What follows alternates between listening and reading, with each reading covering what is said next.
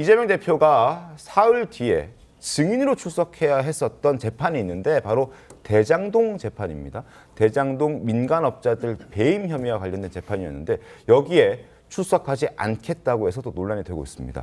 이재명 대표 모습 보도록 하겠습니다. 다음 달에 대장동 민간업자 재판 증인 출석 앞두고 계신데 입장 어떠세요?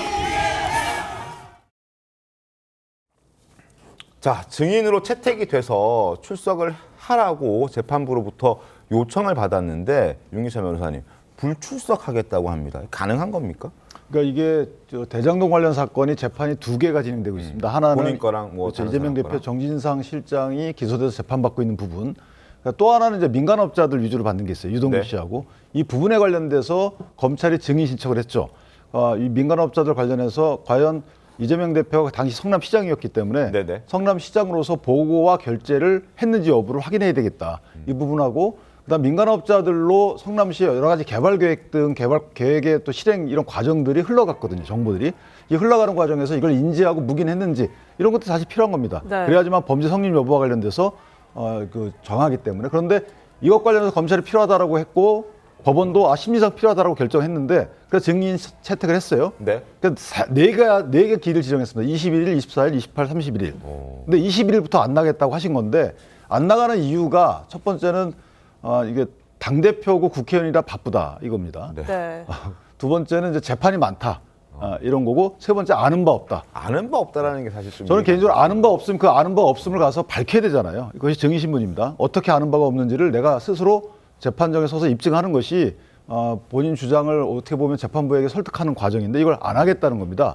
그래서 그간에 여태까지 예상이 되었던 게 첫째 안 나간다. 두 번째 나가서 증언 거부한다. 세 번째 정면 돌파해서 나가서 싸운다. 그러니까 저는 이재명 대표의 그간의 그 언행을 비춰볼 때 자신감 있어 하셨기 때문에 나가서 싸울 줄 알았어요. 네. 근데 아예 안 나간다는 거거든요. 이렇게 되면 재판부는 그래도 유지한다는 입장이기 때문에 이제 한 번 안 나갈 때 과태료가 부과됩니다. 네. 그래 두 번째 안 나가면 아마 구인영장이 발부될 가능성도 있어요. 두 번째, 세 번째까지 안 나가면. 그러니까 4개 기일이기 때문에 구인영장이 발부될 가능성은 저는 100%라고 봐요. 다 안 나가면. 그래서 이 부분은 이재명 대표께서 아마 나가지 않을까. 조만간에 나가서 증언 거부권 행사하지 않을까. 내 형사사건이 기소돼서 재판 진행 중이다 이렇게. 그렇게 생각이 됩니다. 오히려 그 건을 활용해서 본인의 본건에 대해서 좀 더 어필할 수 있는 방안으로 활용할 수도 그래서 있는 거 제가 이제 아닌가요? 드린 말씀이 원래 네. 같은 거잖아요. 여기서 몰랐다라고 내 그 공소사실이고 여기는 저기는 다른 공범의 공소사실에 대해 부인하는 거기 때문에 어떻게 보면 거기서 나가서 확신하는 것이 시간을 더 많이 나에 대한 변소를 위해 시간을 많이 쓰는 건데 그걸 안 하겠다고 하는 거니까 그렇다면 지금 이재명 대표께서 받고 있는 해당 재판부에도 안 좋은 영향을 줄 수가 있죠. 네. 또는 또 하나는 그 재판에 가면 검사가 신문하는 것보다 더 무서운 것은 공범들이 이재명 대표, 공범의 변호인들이 신문하는 거죠. 유동규 씨 변호인이 신문하거나 김만배 씨 변호인이 신문하거나 남욱 씨 변호인이 신문하고 정영학 회계사 변호인이 신문하는 겁니다. 근데 김만배 씨 변호인은 신문 강도가 낮을 수 있어도 나머지 유동규, 특히 남욱 변호사 이 두 분에 대한 신문은 이재명 대표께서 좀 버티기가 쉽지는 않을 거예요. 민간업자 측에서 공격을 받을 수 있기 그렇죠. 그래서 때문에. 아마 거기에 핵심은 검사의 신문보다는 그 2명의 신문에 대한 이재명 대표의 압박감 이것 때문에 아마 고민이 많으실 것 같다 이 생각합니다. 거기에 더해서 신 의원님 지금 아마도 이재명 대표가 지금 바쁘다 뭐 이런 이유로 본인은 모른다 바쁘다 이런 이유로 이제 증인 신청 요청에 응하지 않는 것이 당장 이제 코앞에 탄핵이 윤석열 대통령 탄핵이 인용되냐 기각되냐 기로에 서 있고 결과에 따라서는 대선이 이제 곧장 치러질 수도 있는 이런 상황과 좀 맞물린 선택 아니냐 이런 얘기들도 나오더라고요.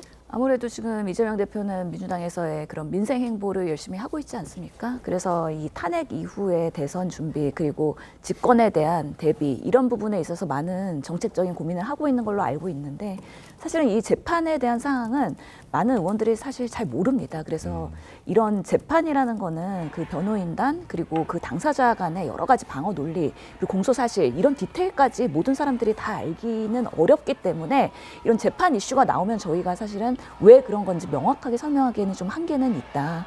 그럼에도 불구하고 실질적으로 정말 재판 많이 받고 계시잖아요. 그래서 바쁜 건 사실이기도 하고 정말 1분 1각이 정말 소중한 시간인 건 사실입니다. 근데 계속 이렇게 증인신문에 압박이 들어오는 경우에는 또 어느 순간에는 또 본인이 증인으로서의 의무를 다할 수도 있을 것 같다는 생각이 들고, 다만 국민들이 봤을 때 이재명 대표의 그런 사법 리스크와 그 재판에 대한 기사들, 특히나 유동규 씨와 재판장에서 공방하는 것들, 이런 부분들이 별로 국민 피로도가 심하기 때문에 굳이 출석을 적극적으로 해서 그런 상황을 또 재현하는 것이 대한민국에 무슨 의미가 있을까라는 생각도 듭니다. 김 의원님, 여기에 더해서 지금 이 이재명 대표가 아직 대장동 재판 지금 이제 시작 막 한 상태잖아요. 그러니까 이제 대선이 만약에 예를 들어 2달 안에 치러지게 되거나 뭐 3달 안에 치러지게 되는 경우에 그 전에 이제 뭐 항소심 대법까지 갈 일이 없기 때문에 지금 그걸 생각하고 이렇게 좀 태만하게 하는 것 아니냐, 적극 변론할 기회 자체도 필요 없다 이렇게 보는 거 아니냐라는 해석들은 계속 나오고 있는 것 같습니다. 결국에 민주당 그리고 이재명 대표가 있는 민주당의 경우에는 시간 싸움이겠죠. 계속해서 저희가 12월 3일 날 비삼계엄 이후에 민주당이 당시에 이제 여당을 향해서 내란 동조 세력이라고 프레임을 씌워가면서 탄핵 의결을 빠르게 했던 이유도 지금 앵커께서 지적하셨던 것처럼 이재명 대표에 관련한 사건들의 재판의 유무죄가 판결 전에 조기 대선을 이끌어 보기 위한 그런 판단과 전략이었을 거라고 생각이 들고요. 민주당은 그렇다 보니까 지금 대통령 탄핵 심판에 대한 절차라든지 이런 것이 늦어지면서 굉장히 조급해 보이는 행동들을 보이고 있는 것 같습니다. 가령 총동원령을 내린다든지 집회를 계속 이어나간다든지 이러한 것들이 결과론적으로 이재명 대표의 또 민주당의 초조한 모습들을 일으키고 있는 거 아닌가 생각이 듭니다. 알겠습니다. 자, 불출석 사유서를 다시 한 번 더 보여드리겠습니다.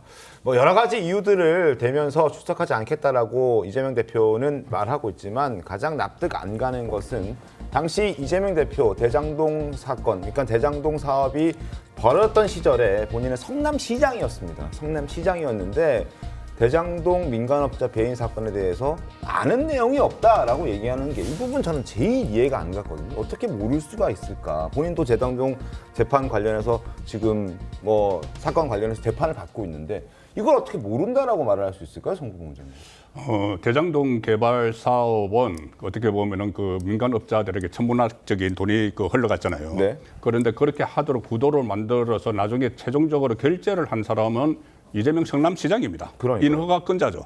인허가권자인데 수천억 원의 돈이 민간업자에게 관련돼 내가 거기에 대해서 아는 게 없다 이렇게 하는 것은 누가 봐도 납득을 할 수가 없는 것이고, 그때 가장 핵심이 뭐냐면은 초과이익 환수제 문제였어요. 네. 초과이익 환수를 민간업자들하고 계약을 하는 과정에서 그것을 집어넣어야 된다. 그리고 네네. 김문기 씨가 그것을 주장했다는 이야기도 있어요. 그런데 초과이익 환수제를 결국은 그거 뺐기 때문에 민간업자에게 천문학적인 돈이 들어갔죠. 그러면은 인허가권자고 성남시의 이익을 우선해야 될 이재명 성남시장에게 상당한 책임이 있는 거예요. 근데 이걸 본인이 모른다고 하는 것은 본인이 이것은 제 개인적인 의견이지만은 그 김문기 씨를 모른다고 한 것과 같은 맥락이 아닌가 싶습니다. 왜 그러냐면은 그 김문기 씨가 대장동 전체 설계를 실무적으로 했기 때문에 네네. 그 김문기 씨와 그때부터 잘 알게 됐다고 하면은 본인이 그 연루가 되는 거예요. 연루가 되기 때문에 지금도 나는 그 이야기에 대해서는 아예 모른다. 이렇게 본인의 재판과 같은 맥락에서 가는 것이죠. 그리고 여기서 잘못하면 위정이 됩니다. 정인이니까. 위정하면 나중에 또 처벌을 받을 수도 있어요. 그렇죠. 그런 것들을 감안을 해서 불참을 했다고 보고, 또 하나는 시점도 조금 전에 말씀하신 것처럼 지금 이재명 대표 가장 큰 관심사는 26일 네. 선거법 2심 네. 선고가 나오기 전에 탄핵이 끝나느냐, 윤석열 대통령 결론에 나오느냐, 그 이후에 나오느냐, 여기에 따라서 완전히 전략이 다르거든요. 맞습니다. 가령 예를 들어서 먼저 윤석열 대통령 가령 이 파면이 돼서 조기 대선이 바로 그다음에 60일 내니까 바로 시행이 돼요. 바로 예비 후보 접수받고 합니다. 그러면은 지금 들리는 이야기는 만약에 인용이 26일 전에 되면은 네. 이재명 대표는 대표직을 사퇴하고 바로 예비 후보를 등록을 한다는 거거든요. 그러면은 26일 선고가 제대로 이루어질 수 있겠는가? 이제 그런 부분도 변수가 되기 때문에 이재명 대표는 모든 것 본인과 관련된 모든 재판은 윤석열 대통령의 탄핵 시점과 서로 조율을 하는 상황이기 때문에 지금 여기 당장 나가지 않고 나중에 결론을 봐서 네. 탄핵 선고 결론을 봐서 어떤 선택을 하겠죠.